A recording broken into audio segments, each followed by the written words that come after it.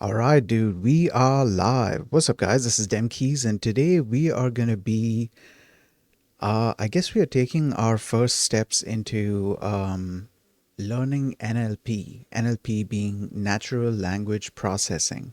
Now, earlier, as in earlier streams, um, I had done some research on NLP and how I could bridge NLP and my deep learning studies, or rather, I should say, my deep learning studies and my NLP studies, because I'm still very much a beginner in both deep learning and NLP, and I kind of wanted to learn both of them together.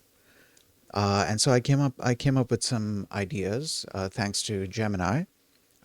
Here were some of the ideas. I have Frogmouth open here. Wait, is this a good idea? This is a good idea. Yeah.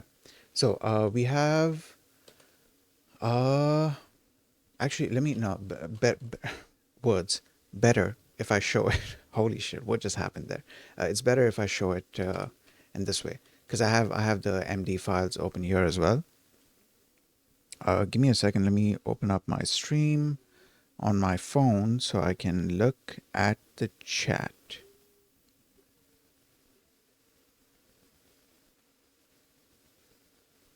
Okay. Right. So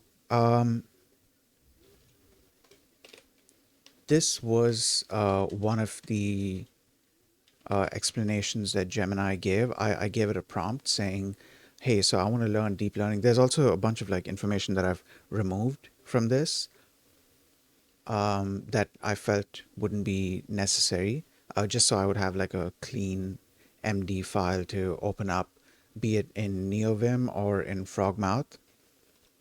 But yeah, I said, hey, so I want to learn deep learning, but I also want to learn NLP. From my understanding, a lot of NLP tasks do use deep learning in various ways. Because I'm interested in both deep learning and NLP, I want to I want to learn them side by side and use my deep learning knowledge to solve NLP problems. Um, to to solve NLP problems to learn NLP. In deep learning, I'm specifically going to be focusing on FCNNs, CNNs, RNNs, and transformer architectures.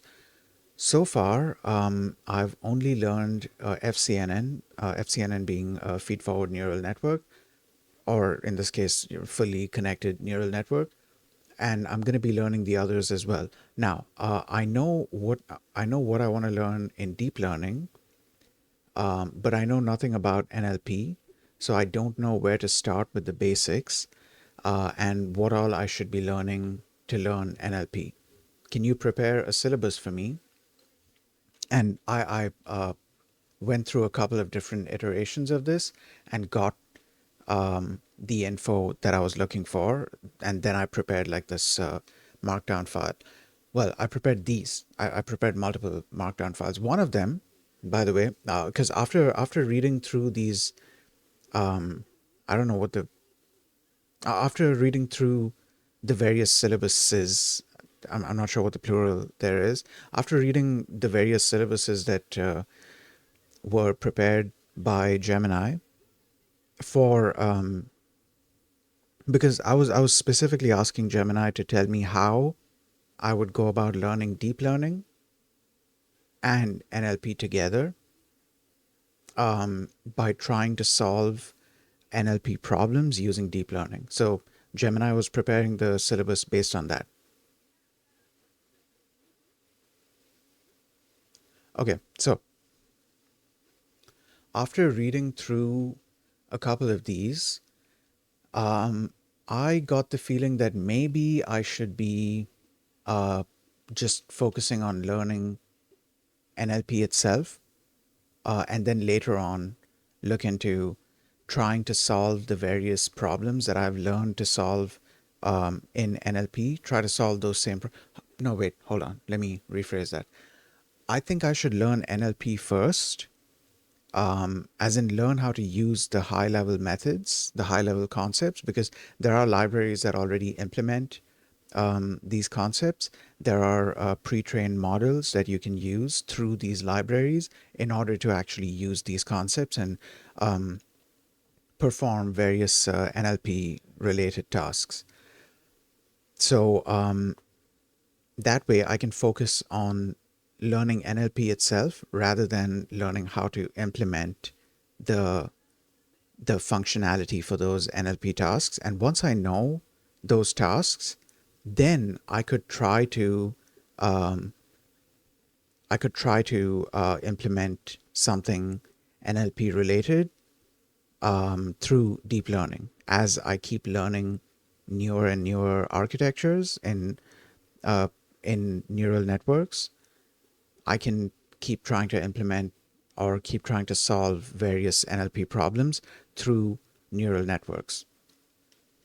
I feel like that might work out better for me because the problem, something that I didn't take into account previously, is that both of these are pretty new fields for me.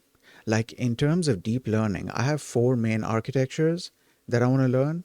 There's feed forward neural networks, convolutional neural networks, recurrent neural networks, and transformer based neural networks. Within recurrent neural networks, there are a couple of different types that I have to look into. But yeah, these are the four main architectures that I'm looking to learn. And so far, I've only learned feed forward neural networks. I still have to learn the other three. And where was I going with this? I forgot where I was going with this. So, anyways, I was oh yeah, something I didn't take into account is that because I'm very new to both of these fields, so I don't know if it's really the best idea for me to try and implement or try and create an implementation for a specific NLP task without actually having used that task, without having actually, solved. How do I say this?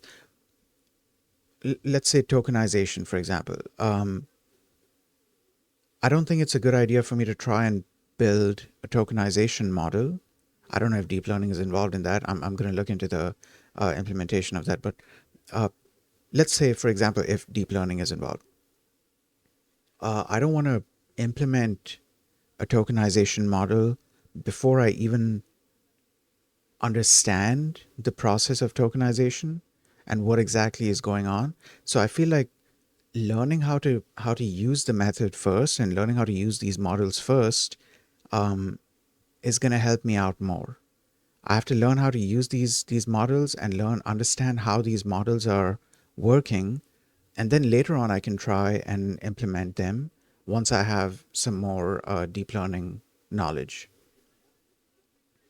I feel like that's going to benefit me more because there are a bunch of deep learning, there are a bunch of NLP related libraries available out there. Just to list a few that I've seen so far, there's NLTK, there's Spacey, there's Gensim, and there are a couple more for like specific purposes. But like these ones that I've listed, they provide you with like a whole bunch of different types of tools for various NLP related tasks. And they also you also have like the data associated with the models. They provide you with the models and the required data, so you can get started like real quick. So okay, that being said, we are gonna be learning NLP, and we're starting with NLTK. I've already begun this thing. So far, what I've had to do is I tried to. So at first, I tried using NLTK.word tokenize. I didn't realize that I had to, download the data first, the data for the model first. Um, and so then I downloaded the data after I got an error saying so and so model data is missing. Based on the name that was provided, I downloaded the data, and that was great because like it made me explore the data side of NLTK. Because what happens with NLTK is when you download the data, it'll create, at least on Linux, it'll create an NLTK underscore data directory in your home folder. And there all of this data is going to go, whatever data is being downloaded. I still need to find out exactly what the data is. And for that, I need to understand how the tokenizer is working. But yeah, so far I've looked into word tokenizing and or word tokenization and sentence tokenization. I'm still exploring word and sentence tokenization. This is one of the, hold on. Actually, I can also show you the error that was popping up. This is the error. It was saying so-and-so resource not found. Please use the NLTK downloader. It also gave me a nice code snippet here.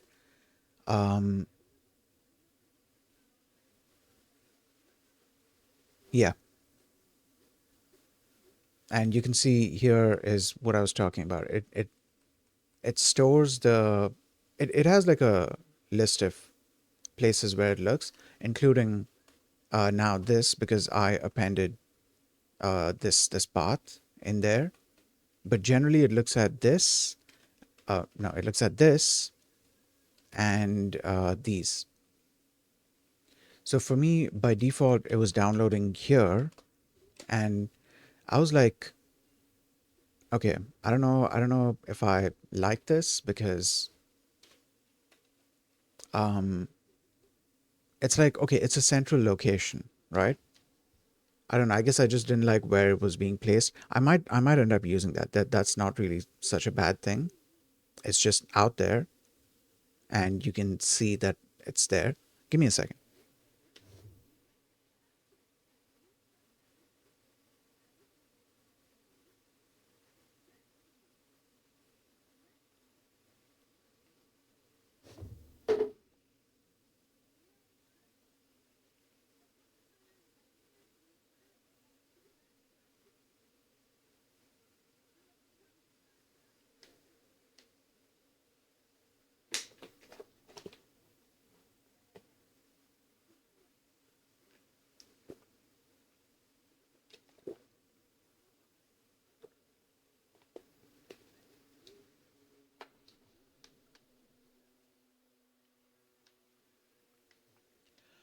Okay. What was I saying? Yeah. So I might end up using this path as well because like initially I found it weird, but then I was like, okay, at least it's not being like stuffed away in some deep directory structure. At least in this case, I'm able to see it.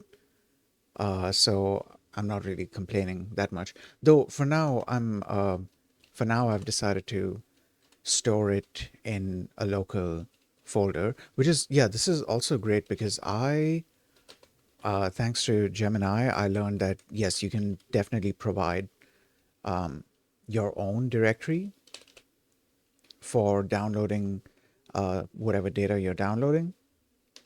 And then if you are doing that, then you have to append the path within the list of paths that NLTK is going to look at when it's looking for the data.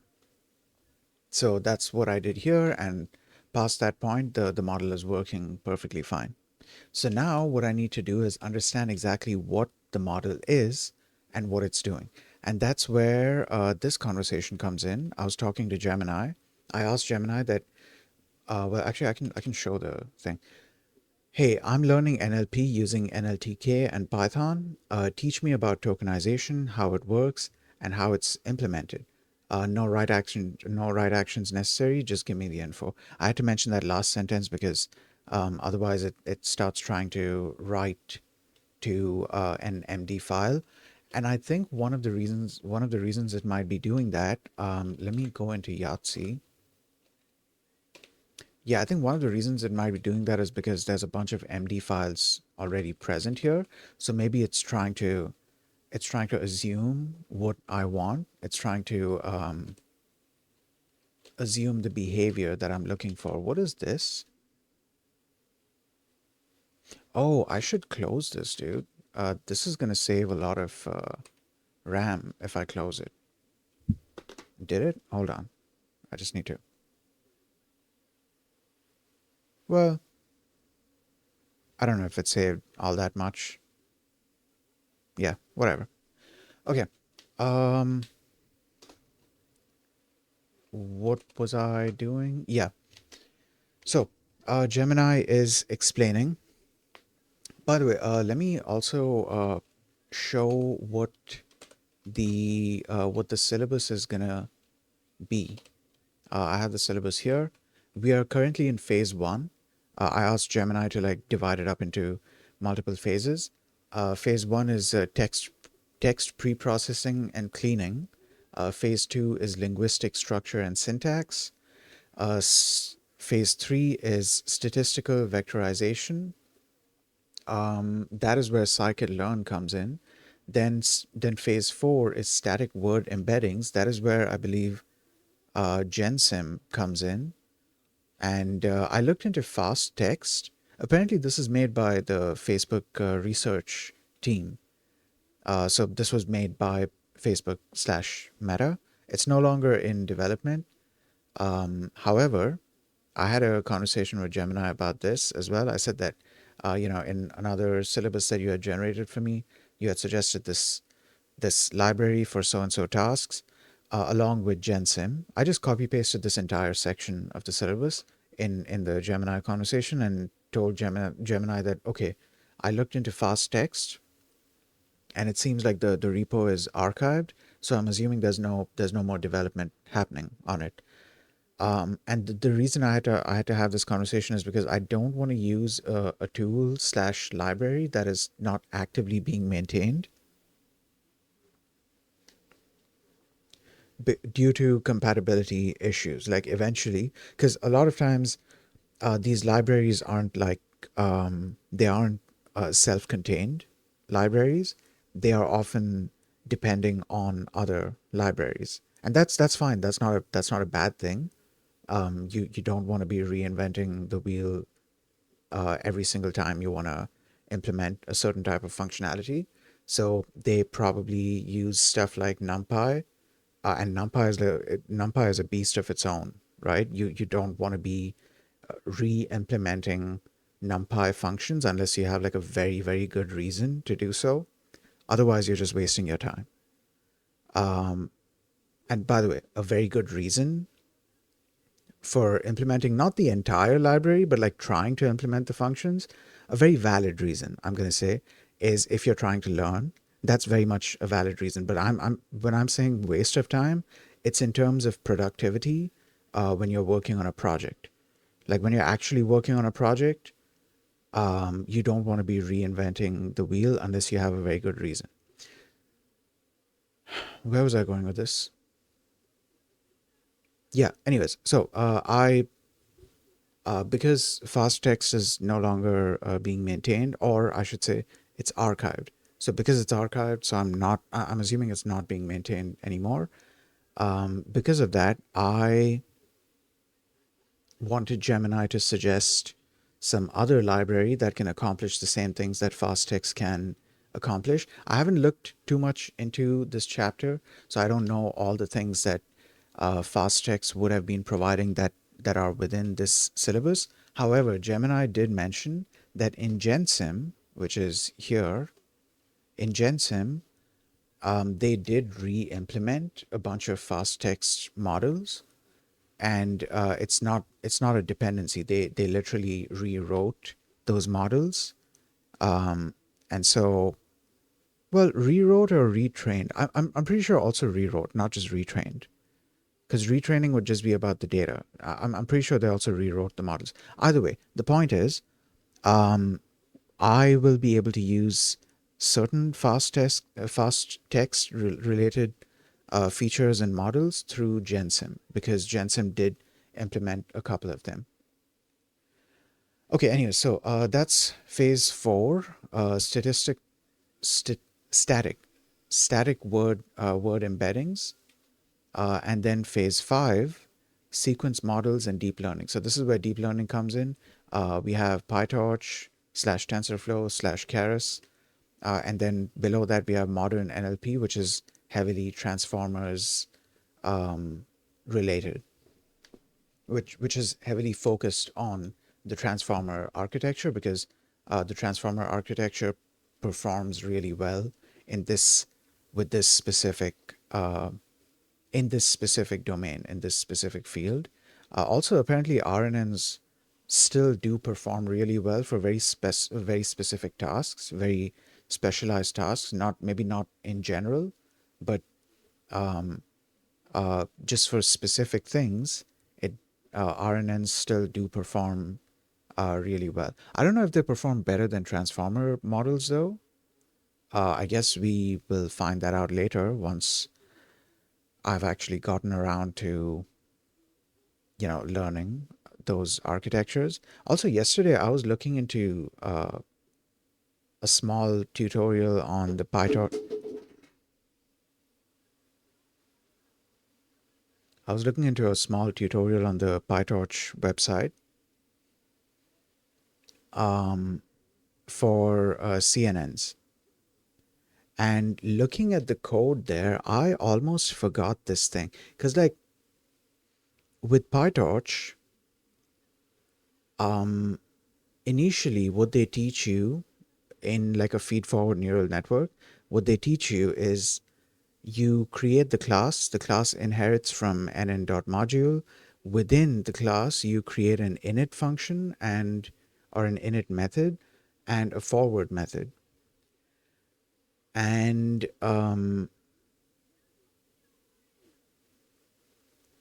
within the init method, you do your initialization. This is also where you define the linear stack. They call it the linear ReLU stack, right? The reason they call it that is because it literally only has a bunch of linear functions and a bunch of ReLU functions in it. That's one way of going about it, because they define a variable called linear ReLU stack, and what that's holding is an nn.sequential. nn.sequential is a sort of I don't know whether to call it a class or a method. I think class would be more accurate. Yeah, nn.sequential is a class in which you can specify various other I believe the things that you specify have to inherit from nn.module. I don't remember exactly, but the idea is that you can specify multiple of these and they'll all be executed sequentially. So this way you can have a linear layer, a ReLU layer, a linear layer, a ReLU layer, and then another linear layer. And this would basically be your first hidden layer, then your first nonlinear activation function, then your second hidden layer, second nonlinear activation function, and finally your output layer. And then you don't really talk to these individual layers, at least in the example code. And this is what I'm trying to explain. Like this is one way of going about it, right? You can use nn.sequential and kind of group the operations together, and they'll all be executed sequentially. Another way to go about it is to define each of the layers individually in init, and then in forward, in the forward function, you call each of these layers. So you would then, let's say you have a variable x that's holding your input tensor. You then say x equals self dot linear layer 1, right? That's going to pass the value of x into linear layer 1 and return the value to the x variable. And then you do x equals self.relu, and then you get the value back into x. Then you do x equals self.linear layer, and it goes on like that. So you would be then doing each of the operations manually, versus if you just define the entire thing into a sequential thing, it would just execute on its own. But yeah, I need to remember that that is a possibility. I'm glad that I learned about the sequential thing first, but knowing about the more manual way of doing it, I feel like that can also benefit in certain situations. I'm definitely glad that we learned the sequential way first because it's a lot less verbose. Let's put it that way. Sorry about that. Yeah, it's a lot less verbose, and it seems a lot. I was about to say it seems a lot more easier to understand or easier to conceptualize and visualize, but I'm not entirely sure about that. Though, I mean, yeah, in a way, that's true because it makes things a lot simpler where you just define a linear ReLU stack variable, which is holding an nn.sequential, and that nn.sequential is holding all of your operations. And then in the forward function, you just call this linear ReLU stack, and you pass in your input variable x into that stack, quote unquote, and it passes that variable through each of those layers that you have defined. So you don't have to do that manually. Otherwise, you would have to do that manually in your forward function. So in this case, it just passes it through all of them and then gives you the output. But yeah, okay, let's continue reading about um, this. Okay, tokenization is a fundamental pre-processing step in natural language processing. It involves breaking down a larger piece of text, like a sentence, paragraph, or document, into smaller discrete units called tokens. These tokens are typically words, punctuation marks, or even sometimes subword units, depending on the tokenization strategy. How it works. The core idea behind tokenization is to transform unstructured raw text into a structured format that computers can easily process and analyze. Algorithms can then operate on these individual tokens to understand language. There are generally two main levels of tokenization: sentence tokenization and word tokenization. Okay, sentence tokenization. This process splits a block of text into individual sentences. It's crucial because many NLP tasks operate at the sentence level. It's crucial because many NLP tasks operate at the sentence level. Okay. Okay, yeah. In coincidentally, even the task that I'm planning on doing, or the set of tasks that I'm planning on doing, they also they also operate on the sentence level because the transcripts that I have, they are on the sentence level. In fact, the transcripts that I have, in some cases, if the sentence is really long, they break up the sentence into smaller parts. Okay,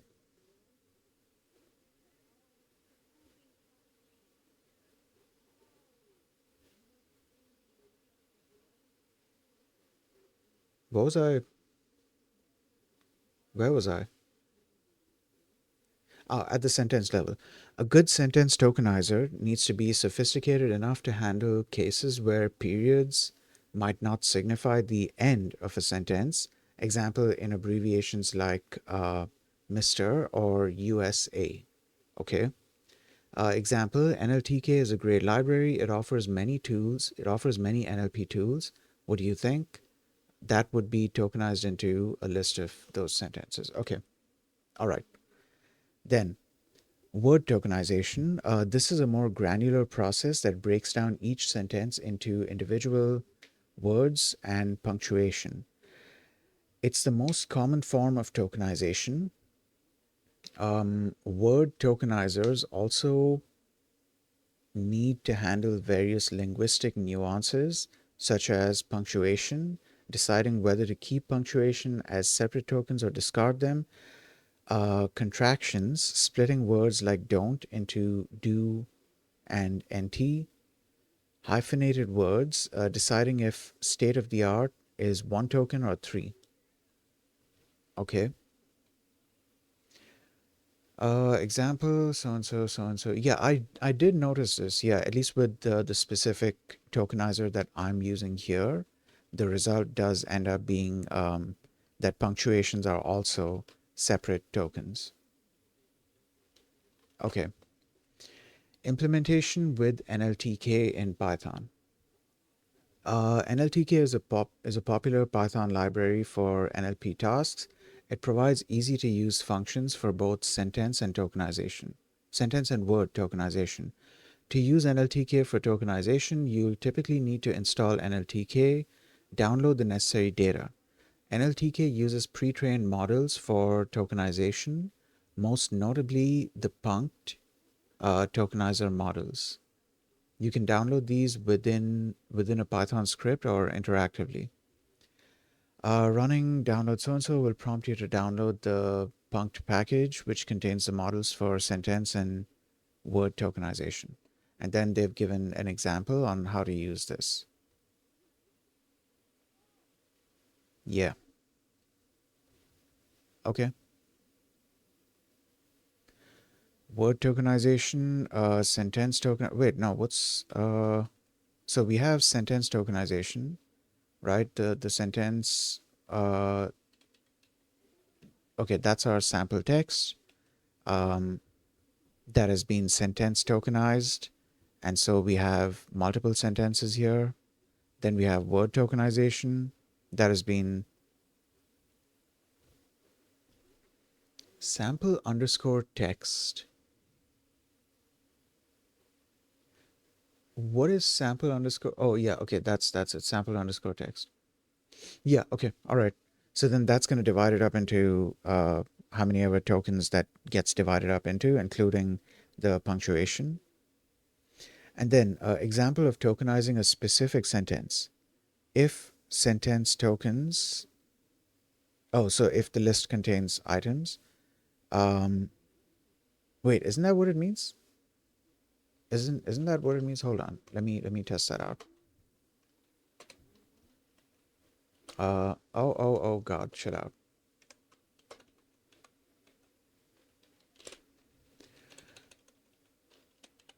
Um, A equals 1, 2, 3. Why did I put a space there? If A print something. Yeah, that's what it means. So if the list is not empty, and now let's make it empty. Yeah. So this is for if the list has or doesn't have anything in it. Let me just confirm that with Gemini, because I don't remember. I'm so used to being being very verbose with it. So I'll do like a len a less than len a greater than 0. So basically, if there is an item in the list.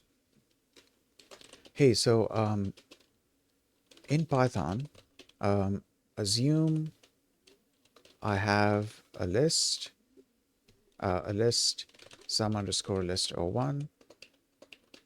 What would if sum underscore list o1 mean? The statement so and so is a concise way of checking if a list is not empty. Okay, got it. It relies on Python's concept of truthiness. Instead of requiring a formal comparison like checking the length of the list, Python evaluates the object itself in a Boolean context. Wait, hold on. I need to check if this is faster. Because you have certain situations where like, and I forget this often. You have certain situations where um, a list comprehension would be much faster than a for loop.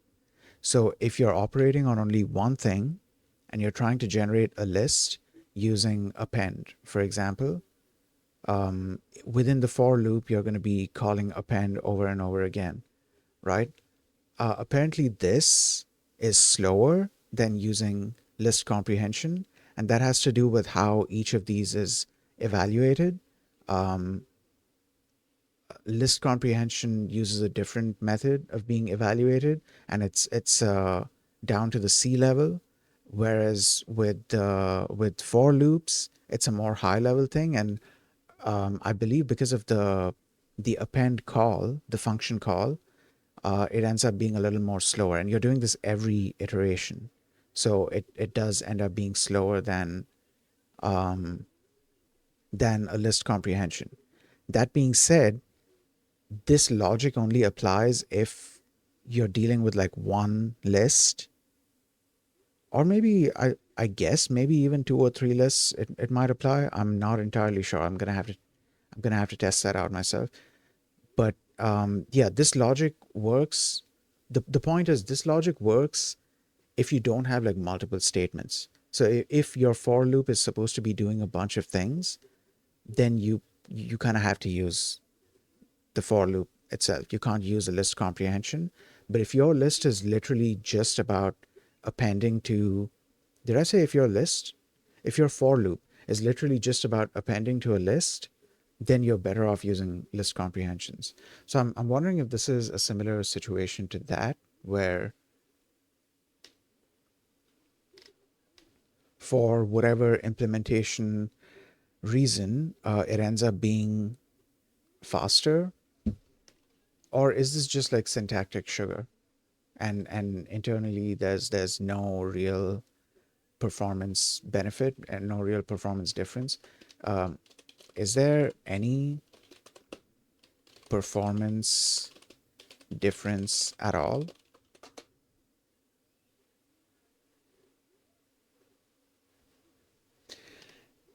Yes, there is a performance difference. While it's rarely the bottleneck in a real world app, if some list is faster than if len, oh, because len is a function call, is that why?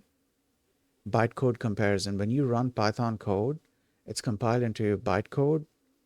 We can use the dis module for so and so, so and so. Okay. So it has to look up the len function, call it, and then perform a math comparison.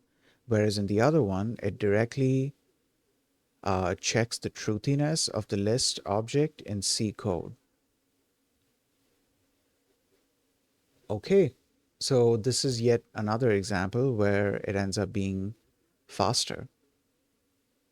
How much faster though? I need to look into that to see if I really need to, because this is definitely something to keep in mind for the future, because there are situations where little like micro optimizations here and there, they do help speed up an application, but that is if you are in a situation where you need to do that.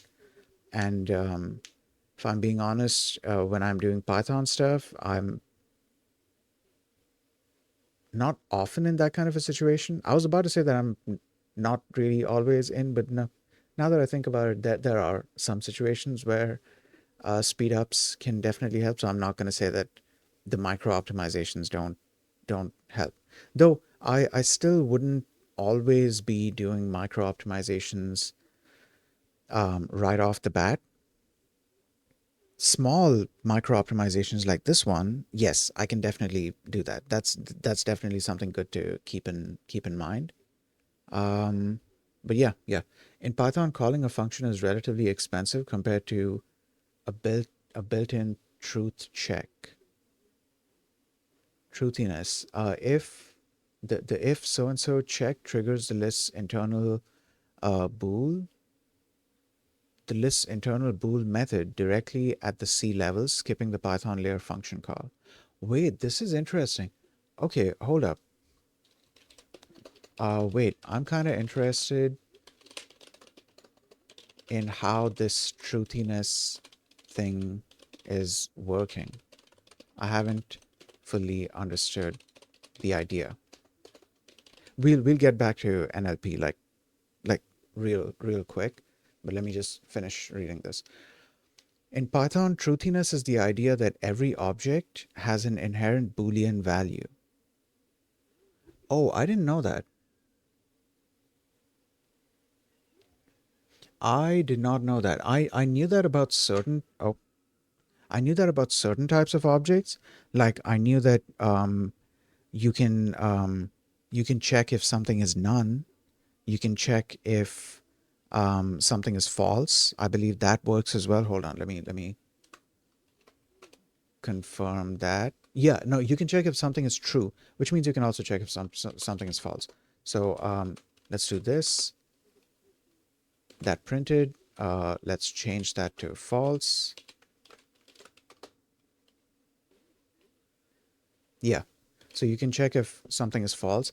I don't know if it works for strings. That's so interesting, dude. This is something I never really thought about it in this sense. Like I said, I knew that you can do this for certain things, for certain types. I didn't know that for every single thing there's a truthiness thing. Like inherently it has like a Boolean value. Hold on. Where was I?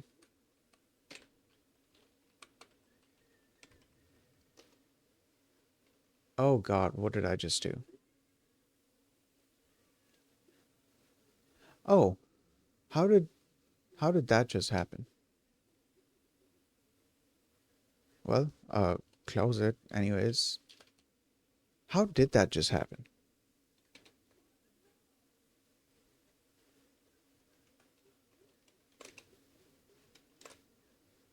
I should look into how that happened. But anyways, what was I gonna do? Shit. I completely forgot what I was gonna do. Anyways, yeah, I never really thought about it in this sense that every single object has like an inherent uh Boolean value. Okay, anyways, let's continue reading. So this is something interesting that I'm learning. Um by the way, been doing Python for a decade plus, and there's still stuff that I'm learning every now and then about it. Like, dude, and this is something common. This isn't even just like a me thing. So like if you are a beginner in Python and you ever feel like, you don't know a whole lot in the language, understand that it's a vast language and there's various things that you can learn, and you're not really going to know every single thing about the language right off the bat. As time goes by, you'll learn more and more. I actually learned this as I was doing C sharp, like back in the day. I learned that, yeah, dude, these languages are vast. Trying to learn every single thing about the language, you're not really gonna.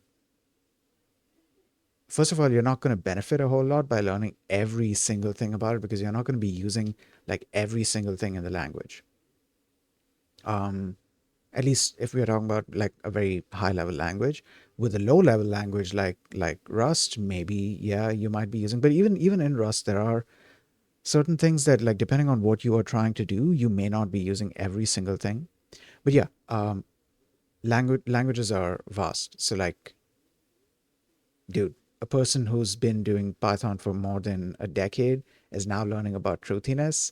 So you're doing great, even if you don't know a whole lot of Python after a couple of years of doing Python.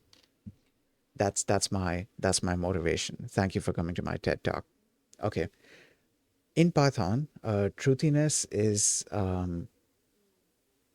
the idea that every object has an inherent Boolean value, even if it isn't a literal true or false. Think of it like a filter. When you put an object into an if statement, Python asks the object, are you considered something or nothing? When you put an object into, okay, yeah, rules of truthiness. Python's rules for what is falsy are actually very short.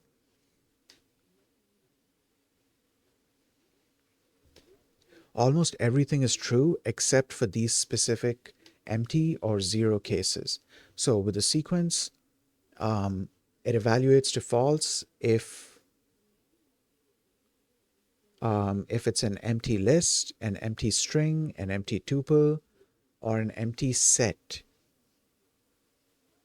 Okay, then it's true if the list has something, string has something, tuple has something.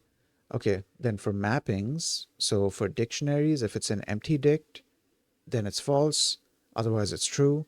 For numbers, if it's zero, oh, zero is false. Okay, I don't think I've ever done that for a number. Yeah, I don't think I've ever tried to use that as well. I mean, if it were, I think I've done it in situations where I was expecting something between zero and one, or no, not between zero or one, specifically zero or one, not something in between, discrete values zero and one. And so I was assuming that internally we could compare it um, to, true or false. Anyways, constants, none and false. Yep, okay, none. So that's what I was talking about with like, I've I've I've been able to check for like none if an object doesn't have anything assigned to it, and everything else is true. Okay, the under the hood logic. When you write if some list, Python looks for two specific magic methods inside the list object to decide what to do.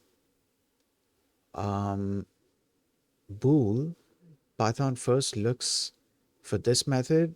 If it exists, it uses the result. And len, if bool isn't defined, which is the case for lists, Python calls len. If length is zero, it's false. If it's greater than zero, it's true. Why this is powerful and a bit sneaky, truthiness allows you to write code that handles missing data very elegantly. Right, true. And sneaky because zero is falsy. No, sneaky, the sneaky trap, because zero is falsy, truthiness can sometimes bite you if you aren't careful. True, true. Wait, so the bool and len function calls don't don't add overhead?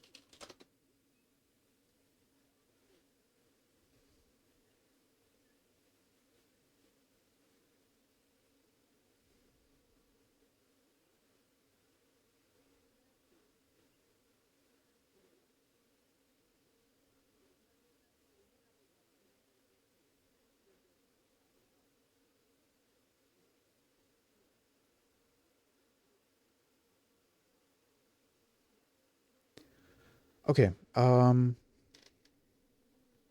that's a fantastic catch. You've hit on a subtle distinction between how a function is called in Python. The short answer is they do add a tiny bit of overhead, but it's significantly less than calling a regular function. Here is the why behind that magic. The C level shortcut. When you call len some list, you are using a Python level function. Python has to look up the name of len in the global namespace, push a new frame call onto the call stack, pass the list as an argument, and then when you do some if some list, Python's internal C code looks at the object's slots. In the C source code for Python, the list object has a pointer directly to its length. Python checks that pointer at the C level without ever leaving the internal loop to run a higher level function. Okay, slot wrappers versus method calls. In Python, magic methods like underscore len and underscore bool are often stored in slots in the underlying C structure.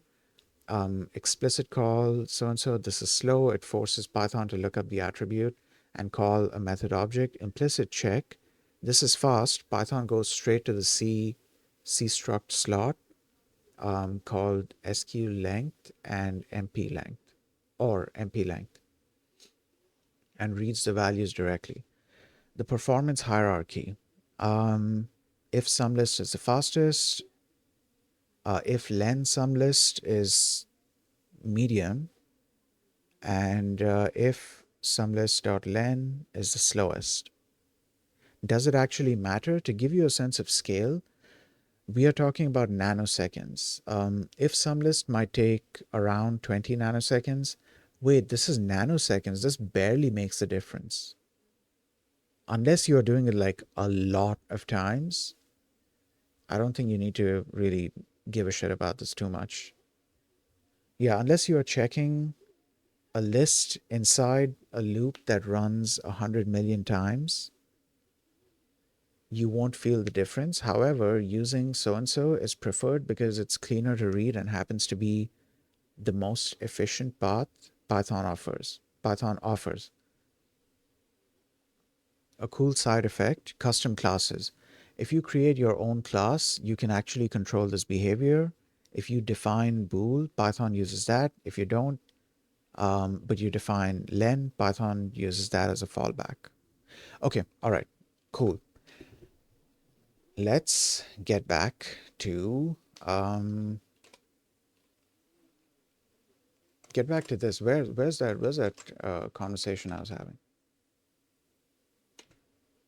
Where was, oh, it was here. Right. So that was a nice little detour. Anyways, sentence tokens. So if there is something in the list, then first sentence equals this. Word tokens first sentence equals this, and then it's going to print that out. And this is the expected output. Yep. I could write my own version of this. Hold on. Where am I going? Here.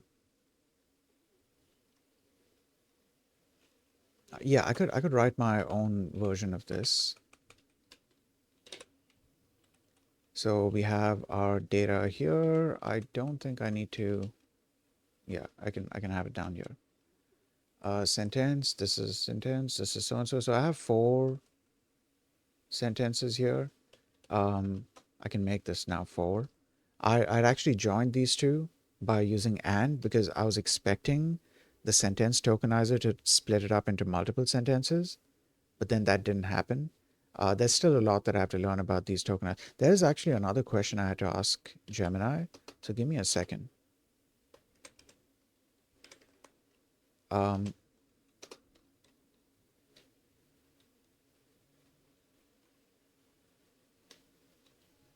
let the page load. Oh God, okay, we are dropping frames. That's not good. We are dropping frames. I need to do something here before the entire thing crashes. Okay, let's close this, at least until we are back and stable. I think we're stable now. Yeah. I think we are good now.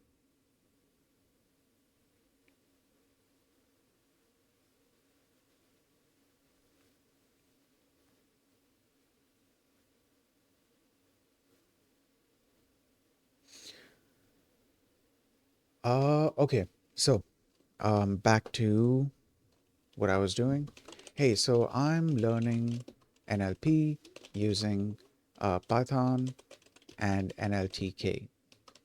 So I want Gemini to explain the concept of like models here. I being in data science, I being being in data science, and or rather having currently studying data science and currently studying deep learning, I understand the concept of models, but I kind of want Gemini to explain it to me as if I don't know, because I want to see how Gemini would explain this to a complete beginner. This is some dumb shit that I do quite often due to my curiosity. I want to see how Gemini is going to explain this. Though, to be fair, I am sometimes also hoping that through this dumb shit that I'm doing, I'm going to get some extra bits of info that I didn't know previously. But yeah, anyways, on with the dumb shit. So, Hey, so I'm learning NLP using Python and NLTK. Um, I recently learned about um, oh, maybe I could mention this. I could mention like my data science and deep learning background. Or no, let me just yeah. Okay, I recently learned about word underscore tokenize and sent underscore tokenize. That's sentence underscore tokenize. Um,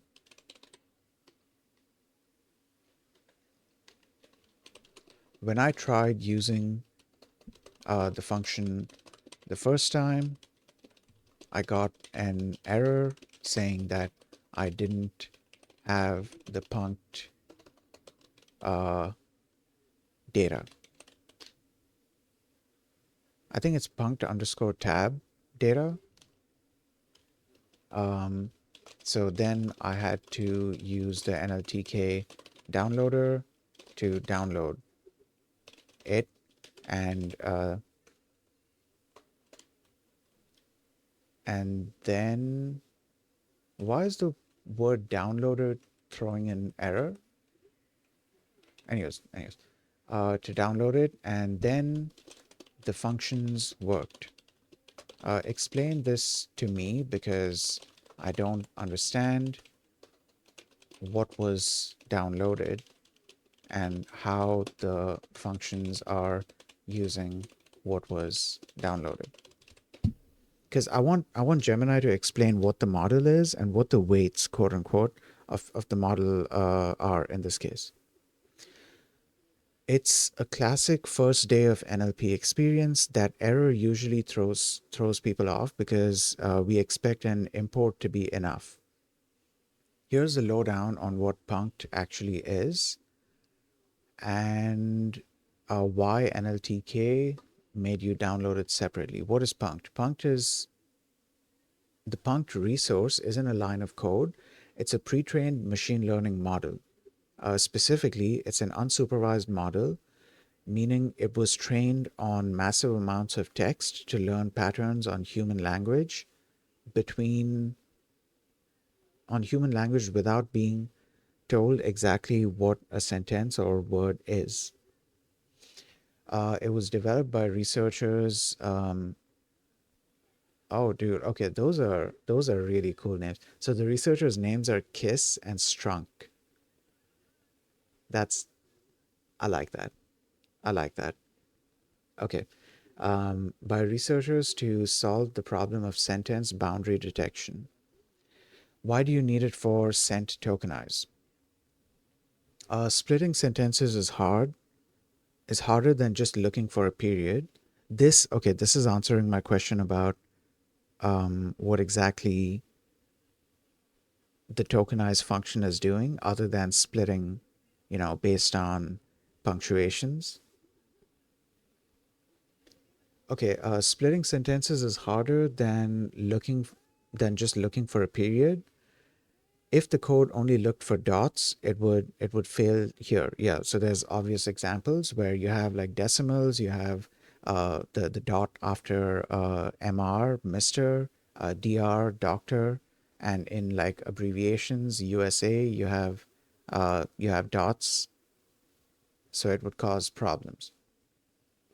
Okay, a simple rule-based script would split this into 4 or 5 sentences. Punct is smarter.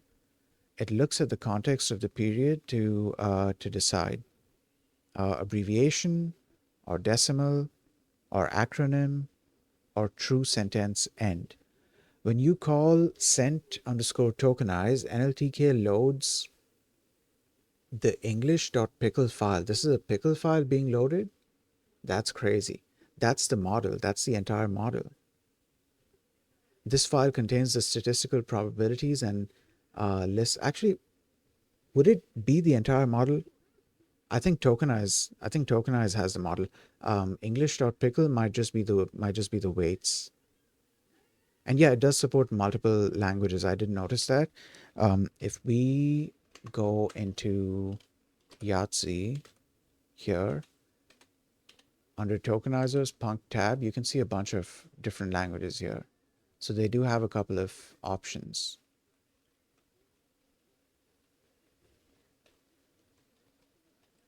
Back here.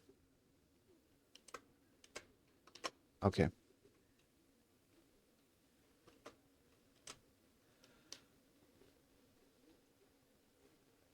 Okay, this file contains the statistical probabilities and lists of abbreviations that the model uses to make these decisions.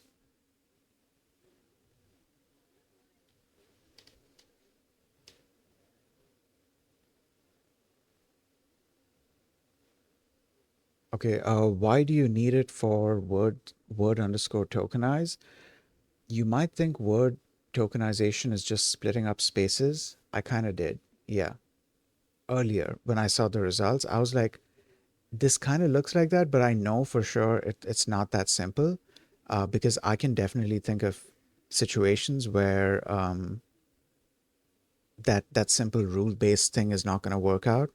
So a tiny bit of intelligence is necessary there to be able to determine exactly how to split up this sentence. But word tokenize in NLTK is actually a tree bank style tokenizer.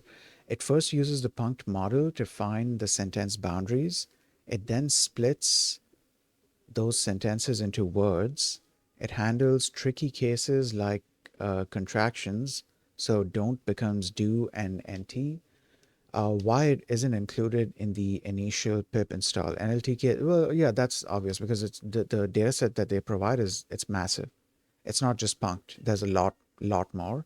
So if they provided the entire thing, then each time you installed it, it would be massive.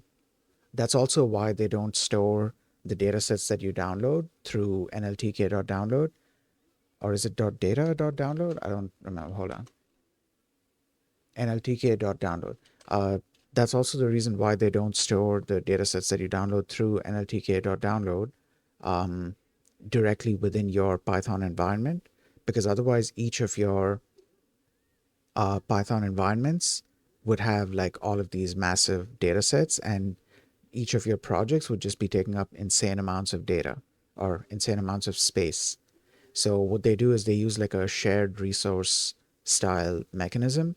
That's why they have these paths that are mentioned in this error up here. That's why they have these paths where they'll search for the data. And when you download some new data, it gets stored into one of these. By default, it gets stored into this, but I believe these are other options that you have. You can select where you want it to be stored. There's also apparently there's some sort of I don't know if it's a UI or a setup kind of thing that's supposed to pop up when you just do nltk.download. I didn't do that because I didn't want to download the entire data set. I wanted to download a specific thing. So in my case, it put it into like a, predetermined path. But yeah, okay.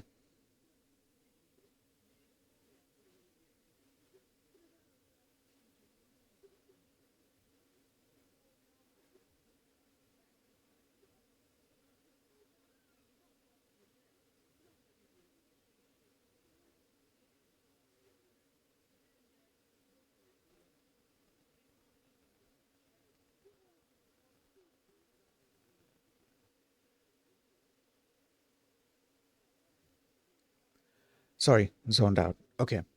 Um, Yeah, size. If you downloaded everything, wait, NLTK is a massive library with dozens of corpora, like the entire works of Shakespeare or the Brown corpus, okay, and various models.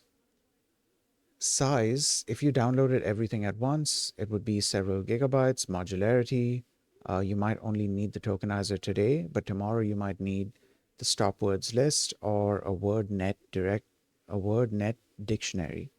NLTK lets you download only what your specific project needs to keep your environment lean. Okay, so I'm confused about what is the model and what is the data, and why there's a pickle file involved.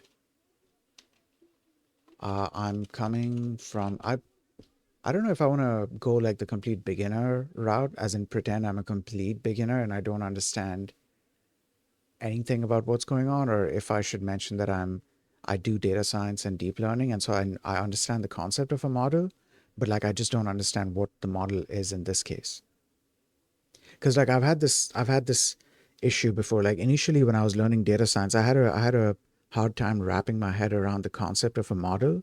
What is a model? What are the weights? Especially when you're doing data science stuff and you have various different types of models. They're not all deep learning models. Quite a lot of them are not. They have nothing to do with deep learning. Machine learning maybe, deep learning no. But you do like eventually go into deep learning to be able to do much more complex stuff. But not all of it is deep learning based. So, for example, decision tree regressor, for example, because that's building a decision tree. It's not necessarily using a neural network. I should look into how the neural network, how how the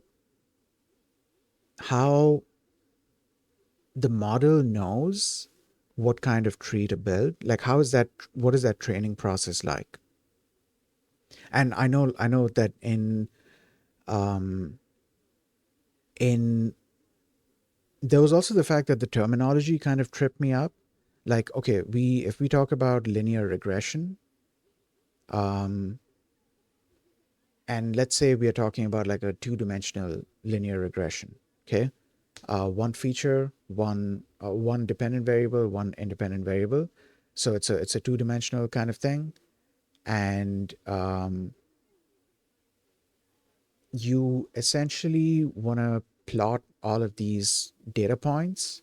So for each dependent variable, for each value in the dependent variable, you have one value in the independent variable, and then you kind of plot them on the graph. And then you once you have multiple points like this on the graph, you try to calculate the line of best fit.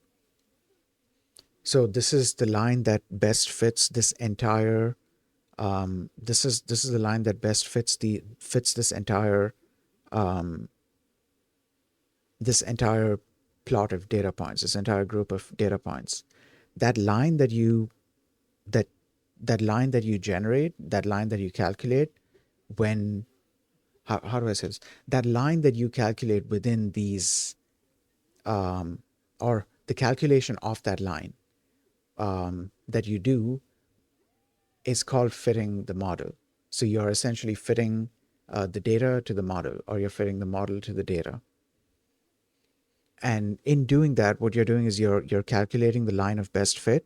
This will give you certain values, actually one value, not certain values. It's gonna give you one value. And specifically in the case of linear regression, the way that you would go about doing this is you literally do the line calculation. You don't have to do that, but you just you just call predict, but internally it's doing that line calculation, which is, I believe, mx plus b. Yeah, I think it's mx plus b. It's the slope multiplied by the input plus the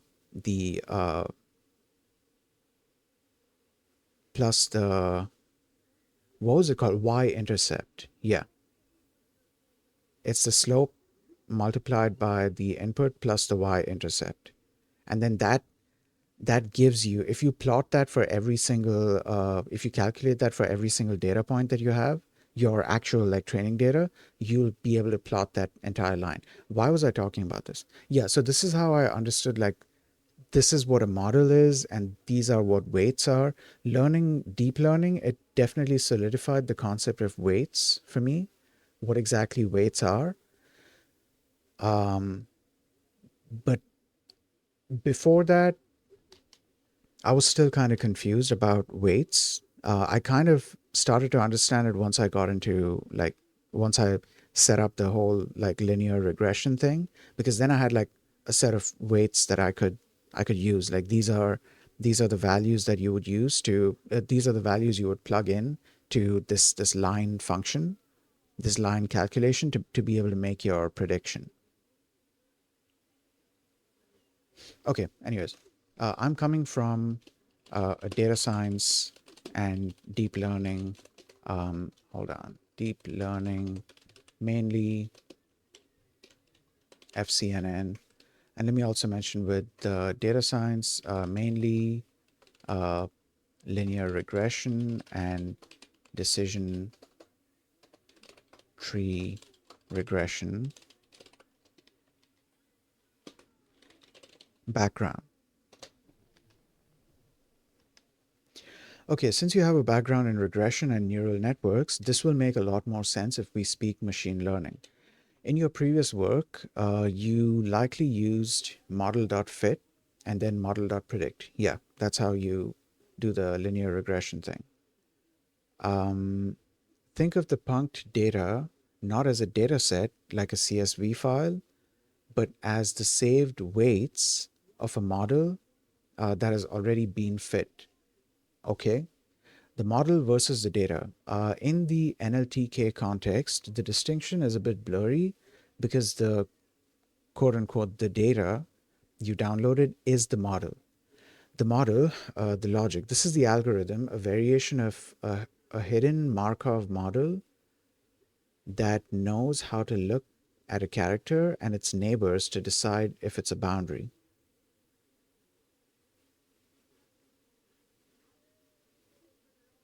Okay, then the data, the parameters. When you download Punkt, you are downloading the parameters. You are downloading the parameters that the algorithm uses. For example, the model has learned that the probability of a period being a sentence ender is very low if the word preceding it is Mr. Okay. Why the pickle file? If you've ever used pickle or joblib to save a linear regression object so you don't have to retrain it, you've done exactly what NLTK did with Punkt. Serialization. Punkt was trained on huge corpora once by researchers. They then pickled or serialized the resulting Python object into a file. Loading. When you run sent tokenize, NLTK doesn't train anything. It unpickles that file, recreating the object in your RAM with all its learned probabilities intact.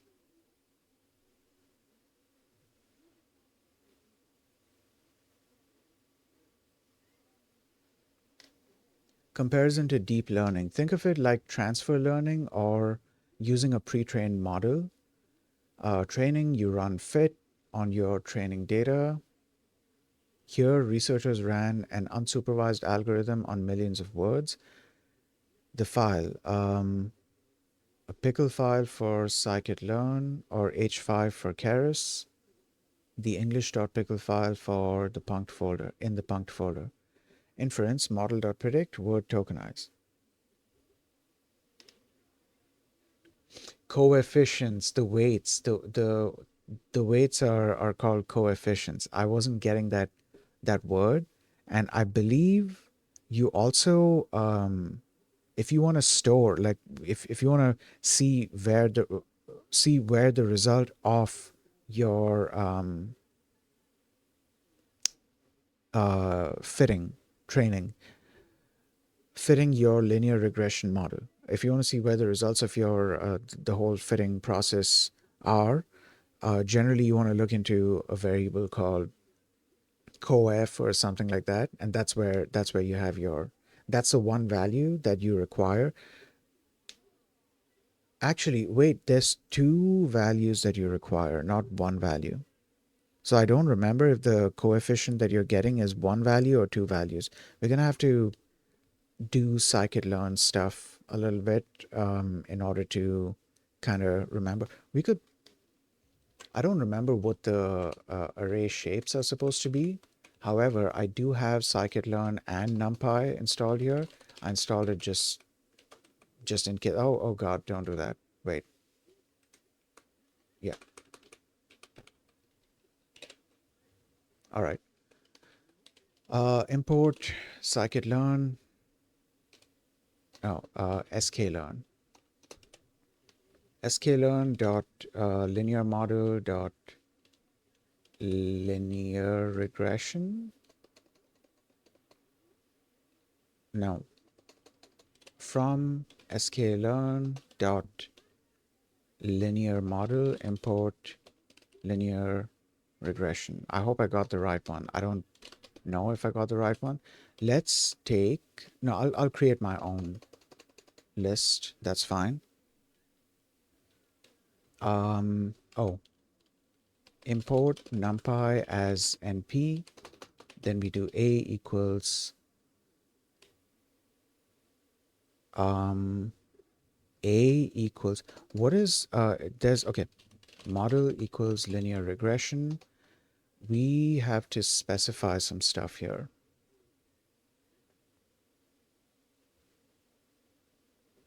Linear regression fits a linear model with coefficients to minimize the residual sum of squares between the observed targets in the dataset and the targets predicted by the linear approximation.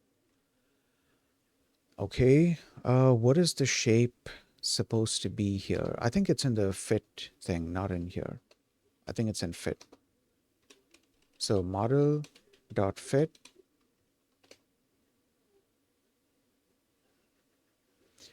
X is supposed to be an array-like of shape n samples and features, and Y is an array-like of shape either n samples or n samples and n targets.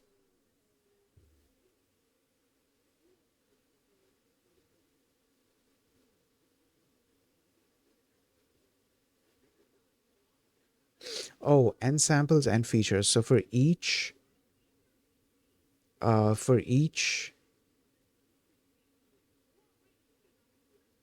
for each sample, there can be multiple features. In our case, we are only going to have one feature.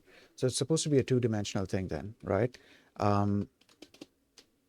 So we can do np dot, I mean, it can be just a regular array, right? So we can do 1, 1.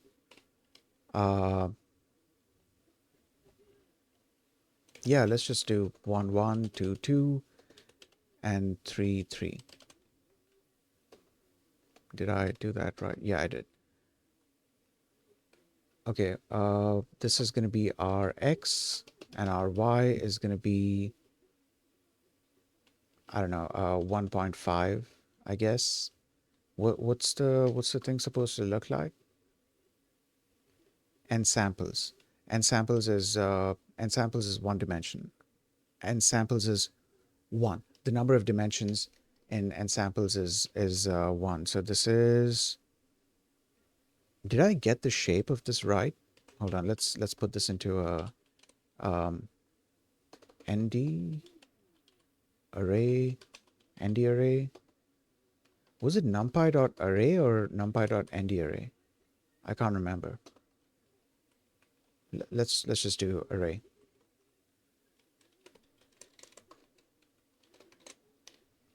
Okay, and okay,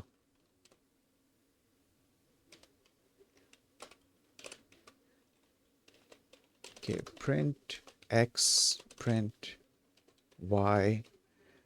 Oh, x dot shape, and I know the shape of y anyways, but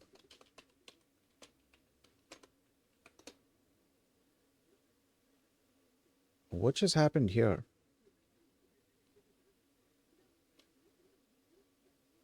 Oh, I think I was showing. Oh, yeah, yeah. This. Okay. Yeah, yeah. That's okay.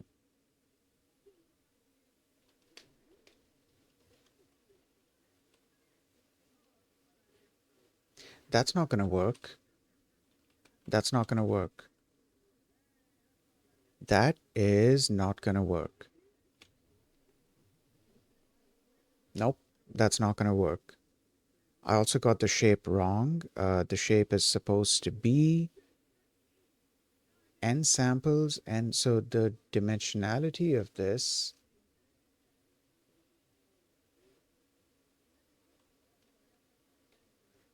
like, what are we looking at here? We are,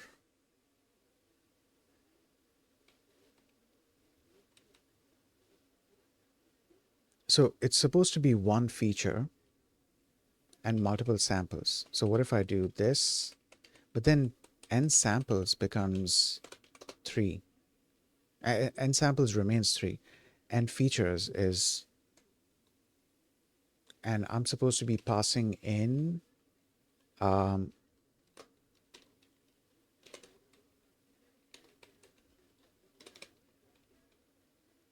y is supposed to be of shape. Wait, x and y. We are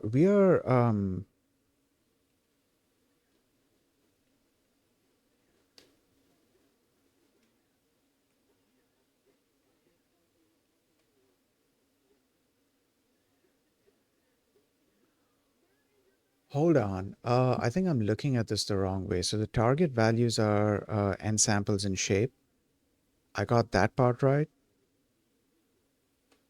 And then this is supposed to be okay. So the number of samples that we have,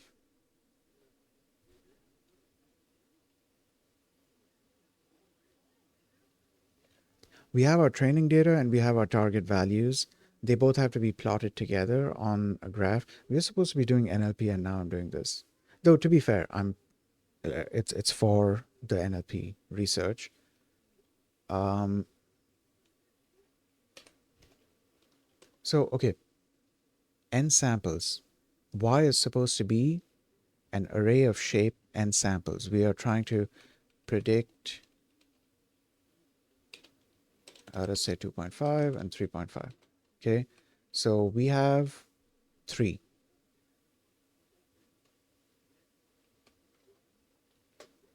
And then we want, so n sample. Now we have it correct, right?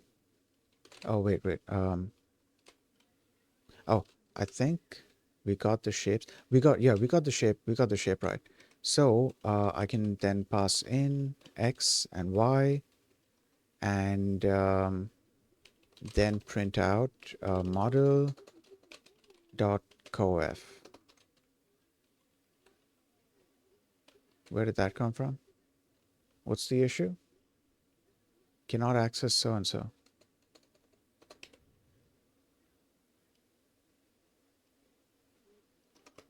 Nah, I think we're good. Yep, there it is. There it is. We can now plot this.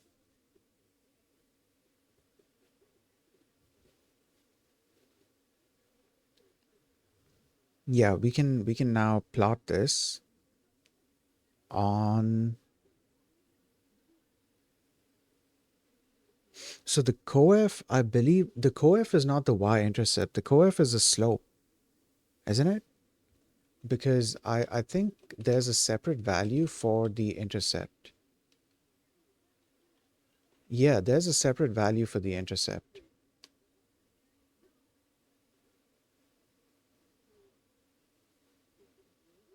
There is a separate value for the intercept.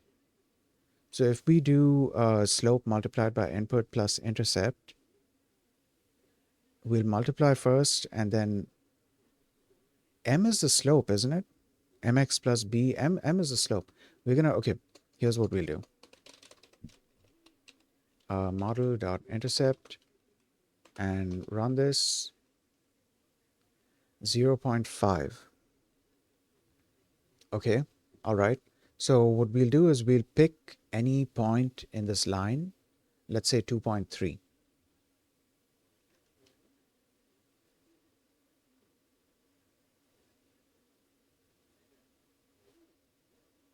Oh, I could create a line graph based on what's been done here. Yeah, I could create a line graph based on what's been done here. We have a y-intercept, so we don't need a y value, we need an x value. So we're gonna create a temp o1 dot array, okay, and let's put a bunch of variables in here. Let's say, I don't know, 0 0.2 and what 3.1. Actually, let's keep it within the list. So let's say 1.4, 1.8, 2.7, or 2.8. I accidentally hit that. 3.2. Yeah, okay. And now we'll do temp o1 equals temp o1 multiplied by, no, not temp o, model dot coef multiplied by this plus y-intercept plus model dot y-intercept. I need to look at that. I don't remember if in mx plus b, m is the slope or m is the y-intercept. I think m is the slope. What's going on? Okay. Are we good? I think we are good. And now we need an image. We need to plot this. So import, oh God, okay. There's going to be a whole bunch of like, okay, import matplotlib dot pyplot as plt.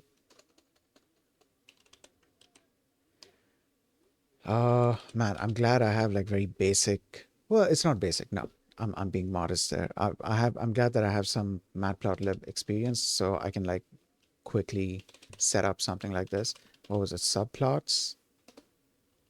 And then I think it's ax dot plot. I believe that is a line graph, isn't it? Yeah, I think plot is a line graph. Plot y versus x as lines or as lines and or markers. Okay, it's only expecting an array, which I'm assuming is, okay, instead of assuming, let me see the definition again. Just says args. Yeah, just says args. Plot x and y using default line, plot y, okay. Oh, oh, we have a problem. Wait, we have a problem because I want to plot on x. I don't want to plot on y. No, yeah, no, yeah. Wait, no. I want to plot on x, but the value that I want to pass in. Yeah, yeah, yeah. No, no. This is not a. It's not a bar. It's.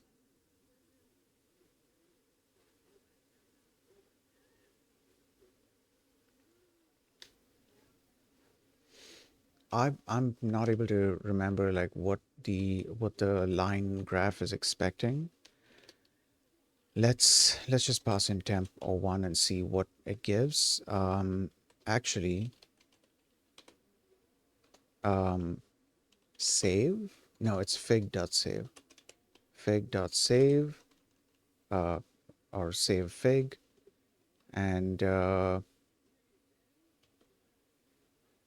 I think I'll put it into. Oh well, I mean I can delete it later on. Um, temp img o1 dot, I think, png. So we'll save that and plot the thing. And then I think I can go to Yahtzee and look at the image. There it is. There is our image. Now, the problem here is that this is not being plotted on X. This is being plotted on Y, like the values are applying to Y. Um, what if I specified that I want X to be this? Is that going to work?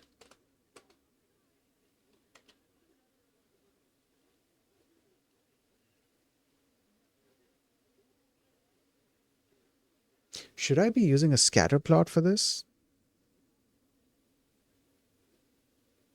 Because I mean, if I used a scatter plot, then I would need. No, what should I be using for? At this point, I even forgot why I was doing this.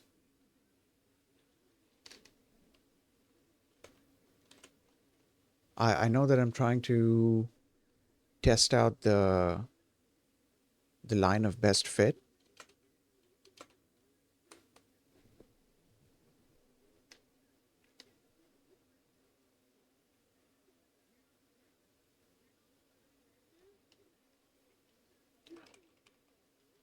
Wait a second, let's do this. And okay, let's also do kitten, iCat. Um,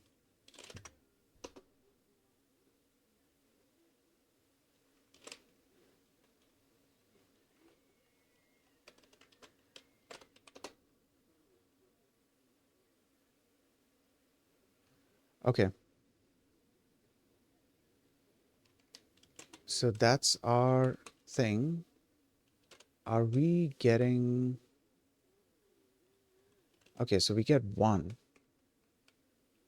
1 is our coefficient. So the thing is being multiplied by 1 is not changing anything. Plus the y-intercept, which is 0.5, that changes something.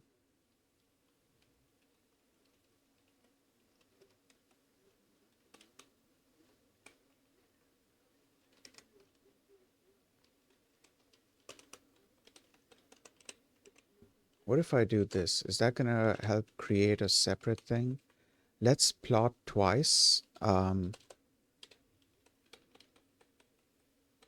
hope it draws directly on top of the thing.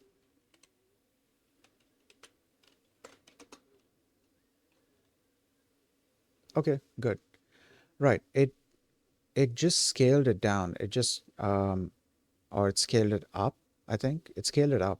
As in, well, it just added 0.5 to the thing, to each of the values, because the coefficient is 1. The coefficient is 1.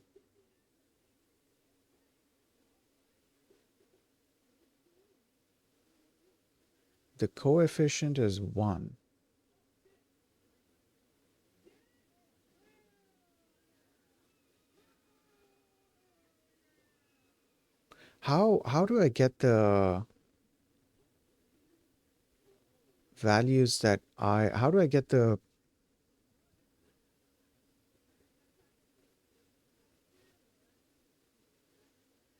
because I'm trying to predict y here for x.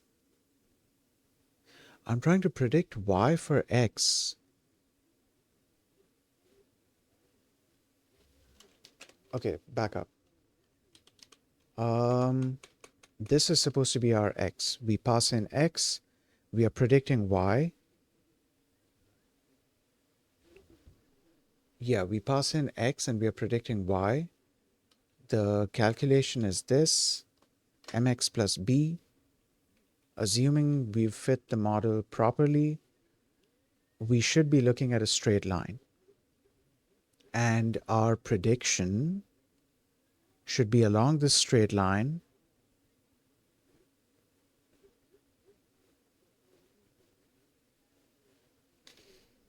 Our prediction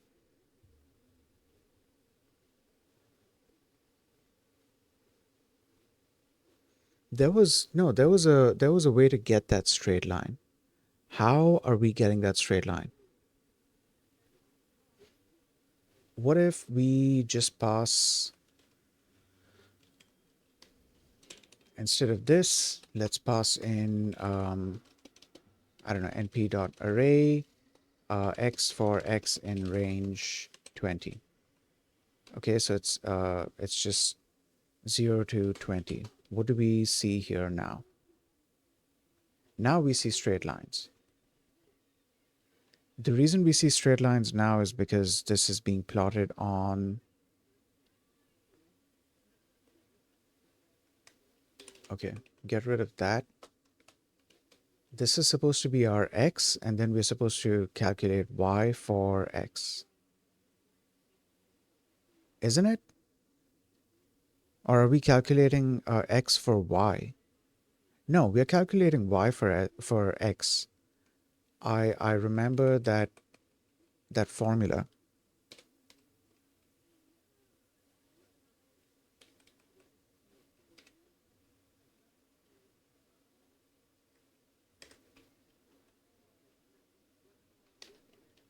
So we get the coefficient and the intercept.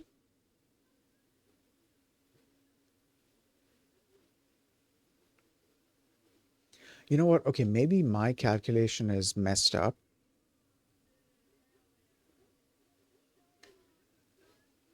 Maybe my calculation is messed up. We are passing in x, right? So we're going to pass in x, and hold on, this expects, so we're doing x and then passing in y, so temp, then temp O2. Is that accepted? That's accepted. Okay.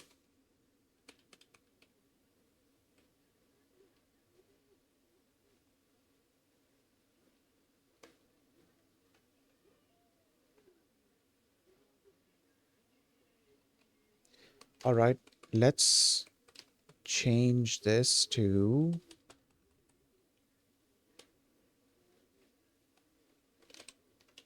2.1, I guess.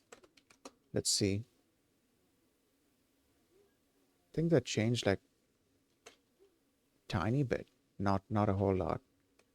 Y is our, I'm confusing this. I haven't done linear regression in a while, but I do remember. Okay, instead of trying to do the calculation myself, let me just call predict.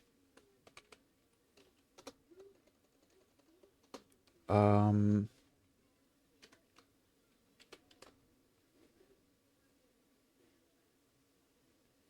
so we have 1 to so and so. Anywhere in between this, we can plot a line. Okay, so we do this dot array, and then we pass in what is predict expecting? Model dot predict. It is expecting an x only because it has the y. It has the y already. It is expecting an x. It doesn't have the y. It is expecting an x to predict a y. That's what's happening. Predict, and x is supposed to have the shape n samples and features. N samples and features. So how many samples did we have? 3. Okay. How do we, let's do what is it? 3, right? So let's do, I don't know, 1.25. Oh, you know what? We could also do 0. So we could do 0.25. And then we could do I don't know, 2.7, and then 3.5. Okay, so we'll predict it. Let's say y pred. So that's our y pred. Instead of line graph, let's do a scatter plot. What did I just do? Okay. There. So let's do this dot scatter, and here we need an x and a y. Okay. What is our y supposed to be? Our y is predicted already, and our x. Okay. Um, what do you call the thing x target? I guess let's say.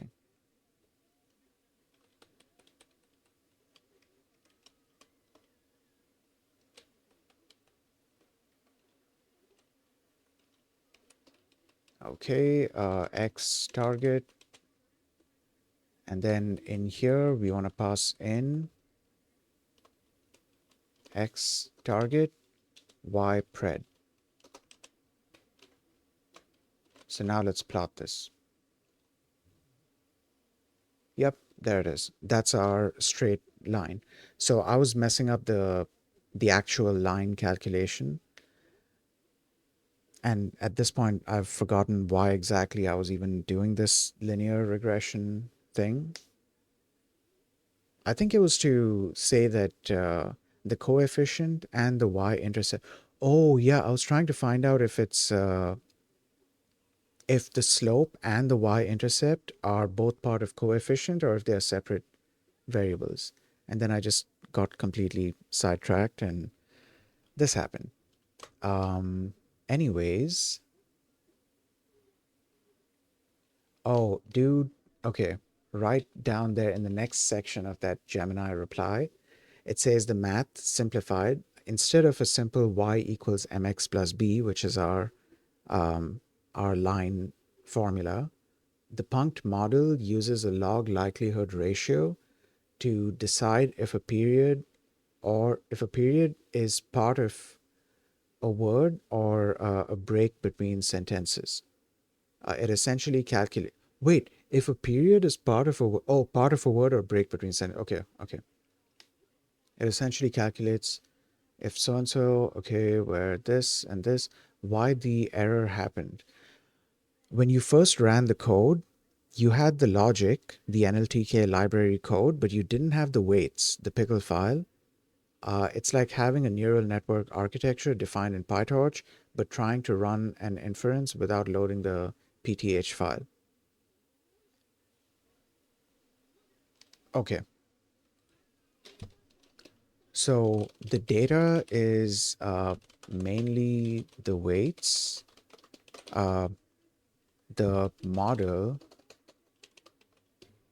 has already been defined. Exactly, you've hit the nail on the head.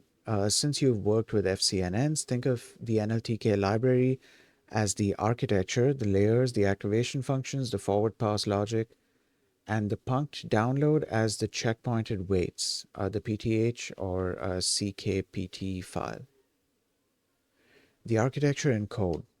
When you do so and so, you're downloading the Python scripts. Inside those scripts is the logic for an algorithm called the pointwise mutual information based classifier. It knows how to calculate probabilities, it knows how to handle a string, it knows how to look for punctuation plus space plus capital letter. But the architecture is hollow until it has weights. The weights are in the punct data. Okay, all right. Okay, now I get it. The data you downloaded is the result of that architecture being trained on a massive corpus like the Wall Street Journal. In linear regression, your weights are just a vector of coefficients. In the punct model, which is an unsupervised hidden Markov model variant, the weights are actually a co-location. No, that's a different word. This is not co-location. This looks like collocation. A collocation list. I need to look up this word collocate or collocation. This doesn't say co-locate.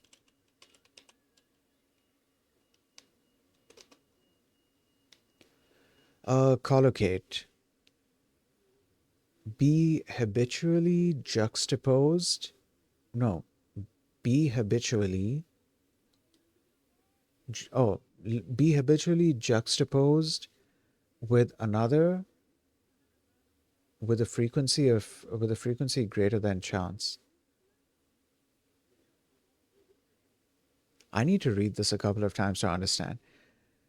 Um, Placed side by side or in a particular relation. Okay, so juxtapose, comparing it with, what does it mean to be habitually juxtaposed with another with a frequency greater than chance? I need to expand on this more later on. But yeah, okay, now I get it. And yeah, I was also messing up the calculation here. I was definitely messing up the calculation here. I don't know exactly what I was doing wrong though in my calculation. Let me not do predict, or well, let me create a new predict. Oh God, I need to,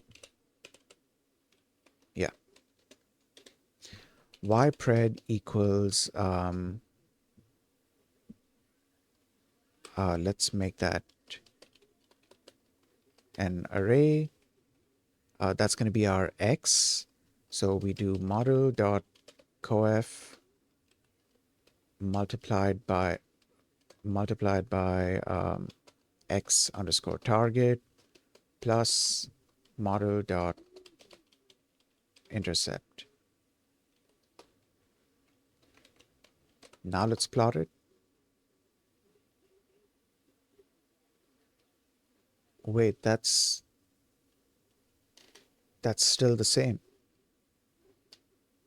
Okay, so my math was correct. I wasn't messing up the math. Um, my math was correct. What was I doing before, dude? Hold on.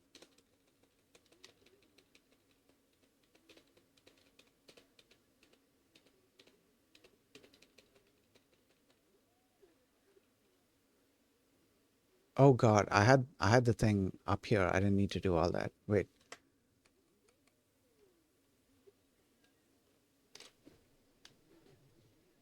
Yeah, so this is our X, and this is being used to predict Y, but then I was...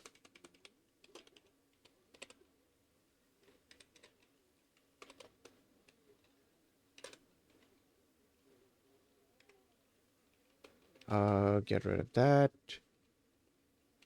We can still do the calculation, but let's now do it here instead. And let's do scatter. Fuck's sake, dude. Okay, I was messing up the way that I was passing it into the plot function. That's why that was happening. Yeah, yeah. Okay. Uh, so if I want to do it with, what if I do want to do it with plot? It just takes args. Plot y versus x. So plot x and y and so and so. Okay, so it's expecting x and y, right? You're joking. So is it that when I was giving it a single value, it was taking it as y, and the x was basically just indices? I think that's a possibility. Yeah, I think that's a possibility. So for example, if I just pass in y pred, I guess. So temp O2. Wait, there's an issue? No, there's no issue. Oh, okay. I have no idea what I was doing wrong. No idea. Yep. Uh, I do want to confirm here though. Wait.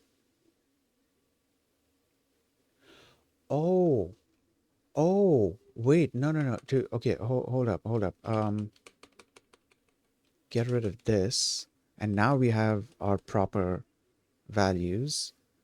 Now let's try passing it into a scatter thing and see if it works. Actually, no, we tried that already over here. Yeah, we tried that. We tried that here already. Um, because there's something that predict is doing that I'm missing, and that's why I'm not getting the answer. Because I've done this in the past, but like I don't fully remember it right now.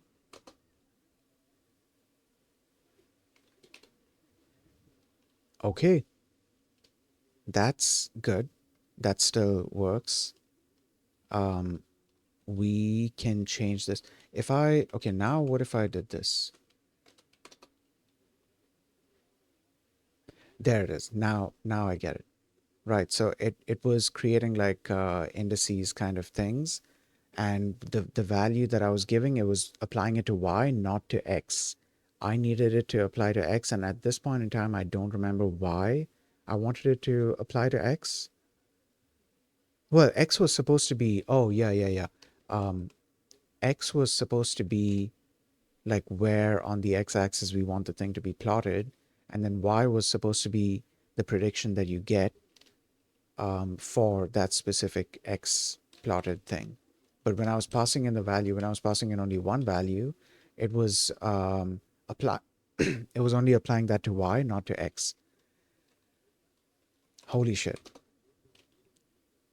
This took up an unnecessary amount of time, um, but I figured it out, so I'm happy about that. Yeah, there it is.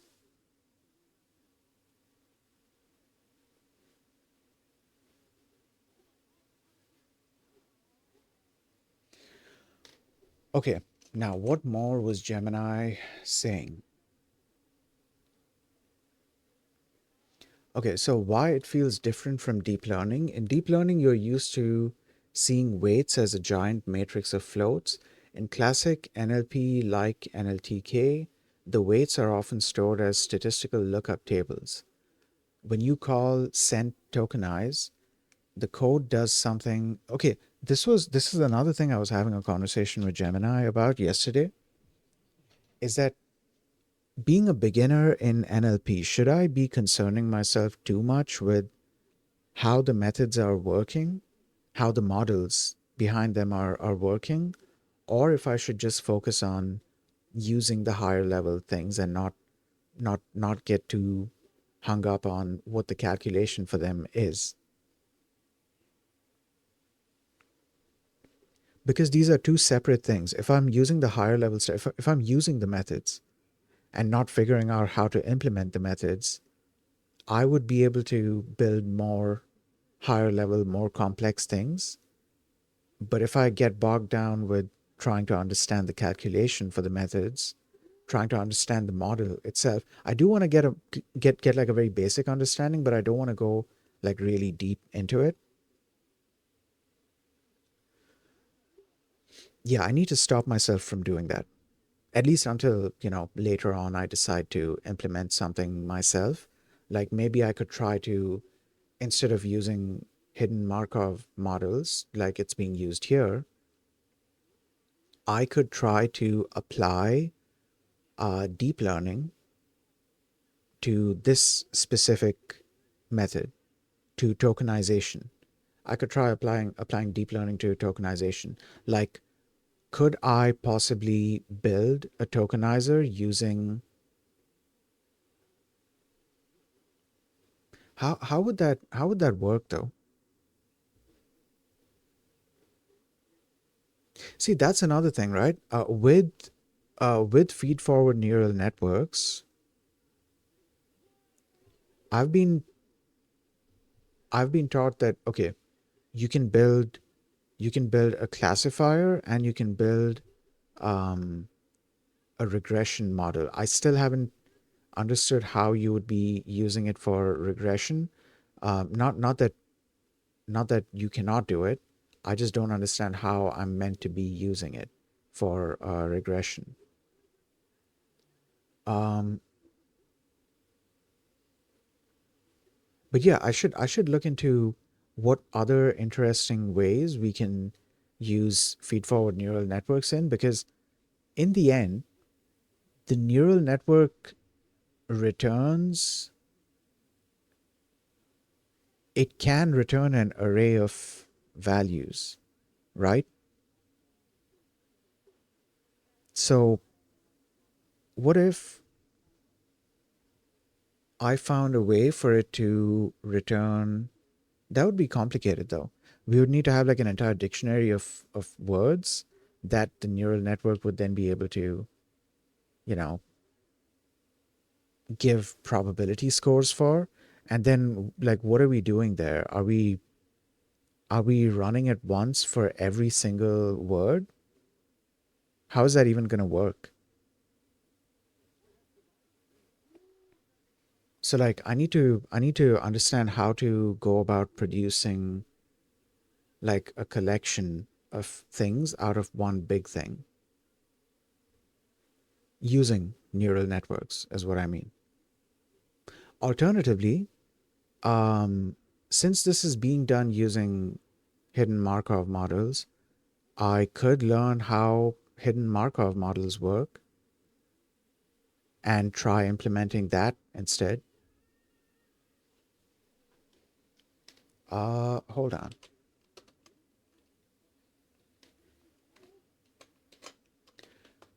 Hey, I'm learning NLP, um, data science, and deep learning.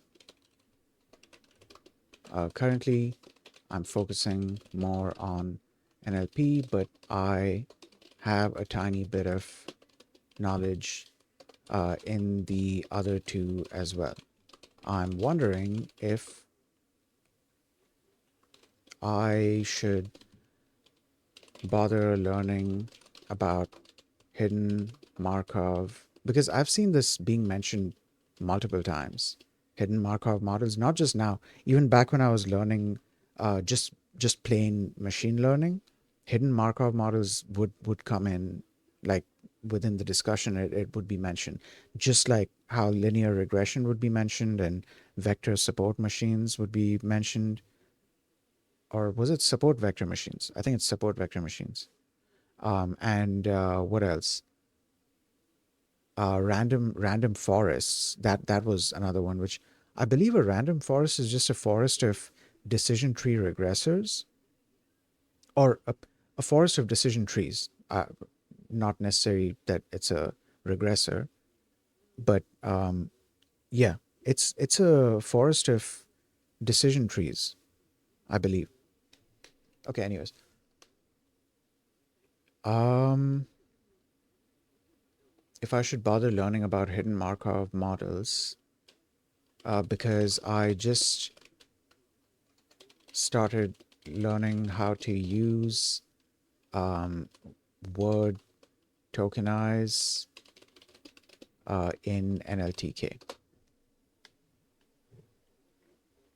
Welcome to the world of NLP. It's a massive field, and starting with NLTK and tokenization is the classic hello world of the discipline.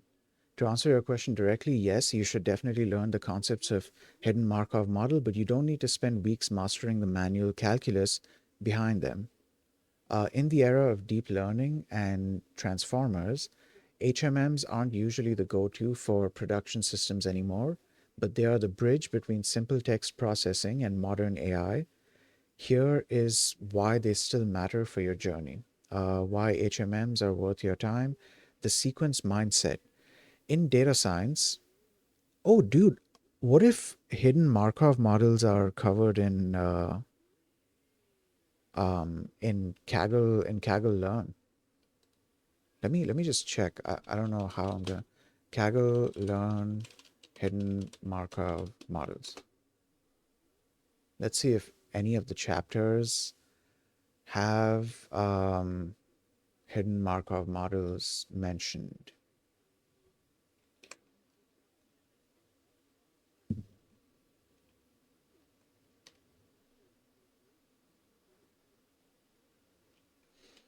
Okay. Right. The sequence mindset. In data science, you often deal with independent data points. In NLP, order matters. HMM teaches you how to model sequences. If you see the word blank, if you see the word bank, is it a river bank or a financial institute? Oh, this helps us deal with like multiple different words. Okay. And HMM. Oh, doesn't isn't that what a recurrent neural network also excels at? I think so. Okay, an HMM looks at the words before it to guess the state. This sequence labeling logic is exactly what, oh, there it is exactly what recurrent neural networks and LSTMs do later in deep learning. Okay, all right.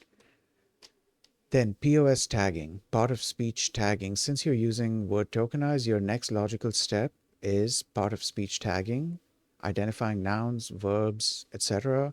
HMMs were the gold standard for this for decades.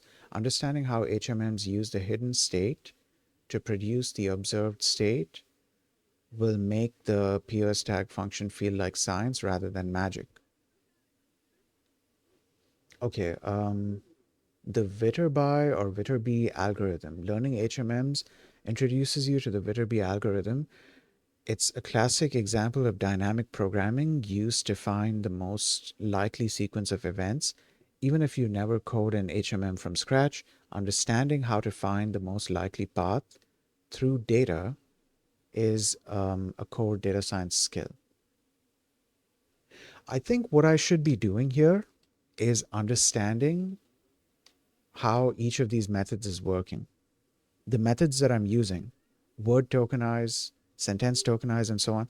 I think I need to start trying to understand um, conceptually how these are working and try to avoid getting deep into the math because one problem that I have usually is that I try to implement things from scratch and that ends up wasting a lot of my time. I mean, it does teach me stuff as well, but I end up losing a lot of time. So in this case, I need to avoid getting too deep into the math and just get a conceptual understanding of what's going on. Yeah, yeah. So as I'm going through this entire, where is it?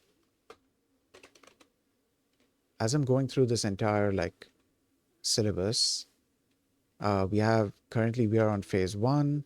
Then there's phase two, phase three. As I'm going through each of these things, I need to understand how these methods are working, how these tasks are being performed, and I need to get a conceptual understanding of the algorithms that are behind them, how those algorithms are working, what exactly they're doing.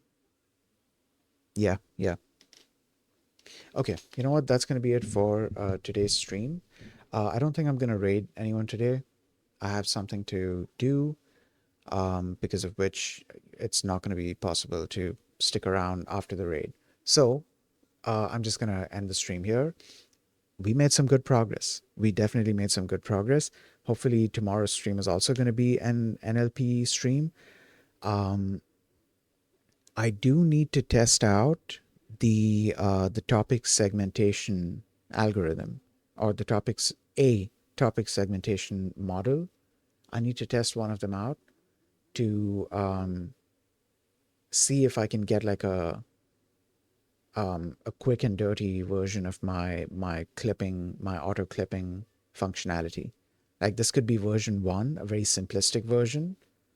I want to see how well that works out because I just got this idea after yesterday's stream that this one specific thing, topic segmentation, and then maybe a couple of extra things as well, summarization, topic modeling, and stuff like that. Because I think topic segmentation is not going to tell me the topic. I think it's just going to give me a score of how much we are sticking to a certain topic. I don't think it's going to know what the topic is. Though I guess I'll find out. I guess I'll find out by using the the models. Anyways, that's going to be it for today's stream. I hope you guys have a nice day, and I'll see you all next time. Peace.